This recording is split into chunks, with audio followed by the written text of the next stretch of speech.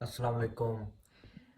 ਅੱਜ ਦਾ ਜਿਹੜਾ ਮੇਰਾ ਬਲੌਗ ਹੈ ਨਾ ਉਹ ਪੰਜਾਬੀ ਦੇ ਵਿੱਚ ਹੈ। ਉਹ ਇਸ ਲਈ ਕਿ ਮੈਂ ਅੱਜ ਤੁਹਾਡੇ ਨਾਲ ਇੱਕ ਪੰਜਾਬੀ ਦੀ ਛੋਟੀ ਜਿਹੀ ਕਹਾਣੀ ਜਿਹੜੀ ਹੈ ਨਾ ਤੁਹਾਡੇ ਨਾਲ ਸ਼ੇਅਰ ਕਰਨਾ ਚਾਹੁੰਦਾ, ਜਿਹੜੀ ਅੱਜ ਕੱਲ੍ਹ ਦੀ ਸਿਚੁਏਸ਼ਨ ਦੇ ਉੱਤੇ ਨਾ ਬੜੀ ਫਿੱਟ ਆਉਂਦੀ ਹੈ। ਉਹ ਇਸ ਤਰ੍ਹਾਂ ਕਿ ਇੱਕ ਸਿੱਖਾਂ ਦਾ ਪਿੰਡ ਹੁੰਦਾ ਹੈ ਤੇ ਉਹਦੇ ਵਿੱਚ ਬੜਾ ਇੱਕ ਨੇਕ ਬੰਦਾ ਰਹਿੰਦਾ ਹੁੰਦਾ ਹੈ, ਹਰ ਟਾਈਮ ਪੂਜਾ ਪਾਠ ਕਰ ਰਿਹਾ ਹੁੰਦਾ ਹੈ। ਪਿੰਡ ਦੇ ਵਿੱਚ ਐਲਾਨ ਹੁੰਦਾ ਹੈ ਕਿ ਜਿਹੜਾ ਹੈ ਨਾ ਹੜ੍ਹ ਆ ਰਿਹਾ ਤੇ ਪਿੰਡ ਖਾਲੀ ਕਰ ਦਿਓ ਤੇ ਉੱਚੀ ਜਗ੍ਹਾ ਤੇ ਚਲੇ ਜਾਓ ਨਾ। ਹੜ੍ਹ ਕਹਿੰਦੇ ਨੇ ਇਹਨੂੰ ਜਿਹੜਾ ਸਲਾਬ ਨੂੰ ਨਾ। ਤੇ ਸਾਰੇ ਬੰਦੇ ਜਿਹੜਾ ਆਪਣਾ ਸਮਾਨ ਸਮੂਨ ਜਿਹੜਾ ਛੋਟਾ ਮੋਟਾ ਹੁੰਦਾ ਉਹ ਚੁੱਕਦੇ ਨੇ ਤੇ ਉੱਚੀ ਜਗ੍ਹਾ ਤੇ ਚਲੇ ਜਾਂਦੇ ਨੇ। ਤੇ ਉਹ ਜਿਹੜਾ ਨੇਕ ਬੰਦਾ ਹੈ ਨਾ ਉਹ ਨਹੀਂ ਜਾਂਦਾ। ਉਹ ਕਹਿੰਦਾ ਨਹੀਂ, ਮੈਂ ਜਿਹੜਾ ਨਾ ਸਾਰੀ ਉਮਰ ਜਿਹੜਾ ਰੱਬ ਦੀ ਪੂਜਾ ਪਾਠ ਕੀਤੀ ਹੈ ਤੇ ਰੱਬ ਜਿਹੜਾ ਨਾ ਮੈਨੂੰ ਬਚਾਏਗਾ ਜਦੋਂ ਮੇਰੇ ਤੋਂ ਮੁਸ਼ਕਿਲ ਵਕਤ ਆਏਗਾ।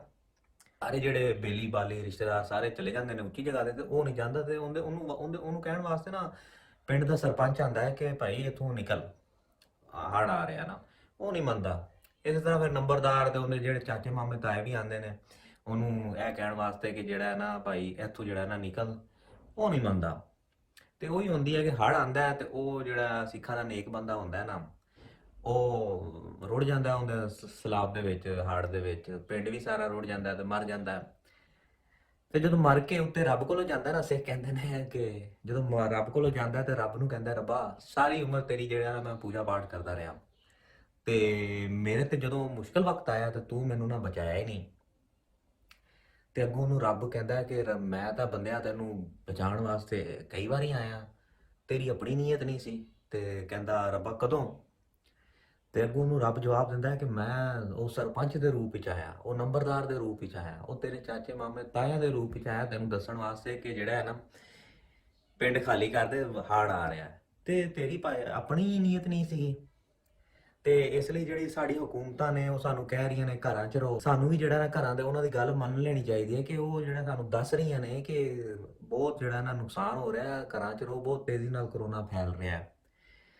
ਤੇ ਦੂਜੀ ਗੱਲ ਹੈ ਕਿ ਜਿਹੜੀ ਮੈਂ ਪਿਛਲੇ ਬਲੌਗ 'ਚ ਕਿਹਾ ਕਿ ਇੱਥੇ ਸਹੂਲਤਾਂ ਚੰਗੀਆਂ ਨੇ, ਅੱਲਾ ਨਾ ਕਰੇ ਅਗਰ ਇੱਥੇ ਜਿਹੜਾ ਨਾ ਕਰੋਨਾ ਹੋ ਗਿਆ ਤੇ ਅਸੀਂ ਬਚ ਜਾਾਂਗੇ। ਵੀ ਬਚਣ ਬੁਚਣ ਦਾ ਤਾਲੁਕ ਜਿਹੜਾ ਹੈ ਨਾ ਉਹ ਸਹੂਲਤਾਂ ਨਾਲ ਨਹੀਂ ਨੇ। ਮਸਲਾ ਇਹ ਹੈ ਕਿ ਇੱਥੇ ਸਹੂਲਤਾਂ ਹੈ ਤਾਂ ਚੰਗੀਆਂ ਲੇਕਿਨ ਥੋੜੀਆਂ ਨੇ, ਕਿਉਂਕਿ ਇਹ ਫੈਲਦਾ ਬਹੁਤ ਤੇਜ਼ੀ ਨਾਲ ਹੈਗਾ ਤੇ ਸਹੂਲਤਾਂ ਥੋੜੀਆਂ ਨੇ। ਤੇ ਅਗਰ ਇੱਕਦਮ ਬਹੁਤ ਜ਼ਿਆਦਾ ਬੰਦੇ ਬਿਮਾਰ ਹੋ ਗਏ ਨਾ ਤਾਂ ਫਿਰ ਸਹੂਲਤਾਂ ਮਿਲਣੀਆਂ ਹੀ ਨਹੀਂ। ਫਿਰ ਤਾਂ ਡਾਕਟਰ ਤੇ ਉਹ ਨਰਸਾਂ ਹੀ ਚੈੱਕ ਕਰਨ ਦੱਸਣਗੇ ਕਿ ਕਿਹਨੂੰ ਸਹੂਲਤ ਦਈਏ ਤੇ ਕਿਹਨੂੰ ਨਾ ਦਈਏ, ਕਿਉਂਕਿ ਇੰਨੇ ਜ਼ਿਆਦਾ ਵੈਂਟੀਲੇਟਰ ਇੱਥੇ ਵੀ ਕੋਈ ਨਹੀਂ ਹੈ ਨੇ। ਤੇ ਦੂਜਾ ਇਹ ਹੈ ਕਿ ਡਾਕਟਰ ਤੇ ਜਿਹੜੇ ਨਰਸਾਂ ਨੇ ਜਾਂ ਦੂਸਰਾ ਮੈਡੀਕਲ ਜਿਹੜਾ ਸਟਾਫ ਹੈਗਾ ਉਹ ਖੁਦ ਬਿਮਾਰ ਹੋ ਰਿਹਾ ਹੈਗਾ। ਤੇ ਇਸ ਲਈ ਜਿਹੜਾ ਹੈ ਨਾ ਉਹਨਾਂ ਦੀ ਕਪੈਸਿਟੀ ਜਿਹੜੀ ਹੈ ਨਾ ਘਟ ਰਹੀ ਹੈ। ਤੇ ਇਸ ਲਈ ਕਹਿੰਦੇ ਨੇ ਕਿ ਘਰਾਂ 'ਚ ਰਹੋ ਕਿ ਇਹ ਜ਼ਿਆਦਾ ਨਾ ਫੈਲੇ ਤੇ ਫਿਰ ਅਸੀਂ ਇਹਨੂੰ ਕੰਟਰੋਲ ਕਰ ਸਕਦੇ ਹਾਂ। ਅਗਰ ਇਹ ਜ਼ਿਆਦਾ ਫੈਲ ਗਿਆ ਤੇ ਫਿਰ ਤਾਂ ਬੰਦੇ ਬਗੈਰ ਜਿਹੜਾ ਨਾ ਡਾਕਟਰ ਤੋਂ ਤੇ ਬਗੈਰ ਨਰਸਾਂ ਤੋਂ ਤੇ ਬਗੈਰ ਵੈਂਟੀਲੇਟਰ ਤੋਂ ਹੀ ਮਰਨ ਲੱਗ ਜਾਣਗੇ। ਕਿਉਂਕਿ ਇਟਲੀ ਦੇ ਵਿੱਚ ਵੀ ਇੰਜ ਹੀ ਹੋਇਆ। ਉੱਥੇ ਉਹਨਾਂ ਕੋਲ ਇੰਨਾ ਮਸ਼ੀਨਰੀ ਨਹੀਂ ਹੈ ਕਿ ਜਿਹੜੀ ਉਹਨਾਂ ਨੂੰ ਜਿਹੜਾ ਉਹ ਦੇ ਸਕੇ ਸਹੂਲਤਾਂ, ਉਹਨਾਂ ਨੂੰ ਹਰ ਬੰਦੇ ਨੂੰ ਦੇ ਸਕੇ। ਉਹ ਇੰਨੇ ਜ਼ਿਆਦਾ ਬੰਦੇ ਹੋ ਗਏ ਤੇ ਵੈਂਟੀਲੇਟਰ ਥੋੜੇ, ਡਾਕਟਰ ਥੋੜੇ, ਨਰਸਾਂ ਥੋੜੀਆਂ, ਬੈੱਡ ਥੋੜੇ।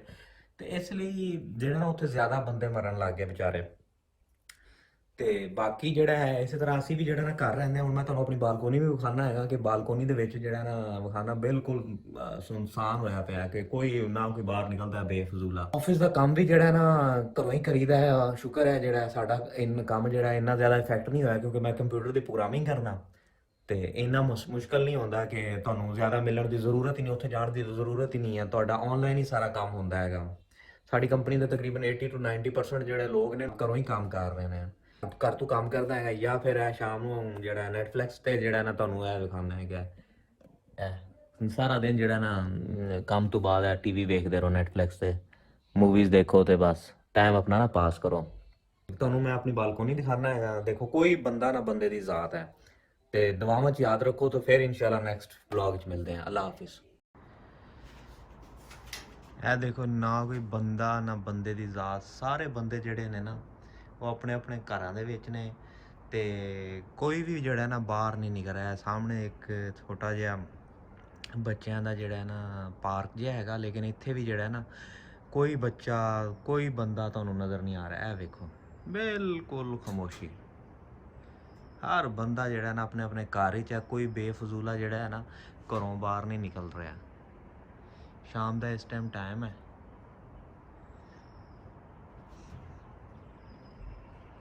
ਇਹ ਦੂਸਰੇ ਤਰਫ ਦੀ ਜਿਹੜੀ ਹੈ ਨਾ ਬਾਲਕੋਨੀ ਹੈ ਤੇ ਦੇਖੋ ਇਸ ਪਾਸੇ ਵੀ ਜਿਹੜਾ ਹੈ ਨਾ ਕੋਈ ਬੰਦਾ ਵੀ ਨਹੀਂ ਹੈਗਾ, ਕਿਉਂਕਿ ਬੰਦਾ ਜਿਹੜਾ ਹੈ ਨਾ ਬੇਫਜ਼ੂਲੇ ਬਾਹਰ ਨਿਕਲਦੇ ਹੀ ਨਹੀਂ ਨੇ। ਇਹ ਵੇਖੋ ਬਿਲਕੁਲ ਖਾਲੀ।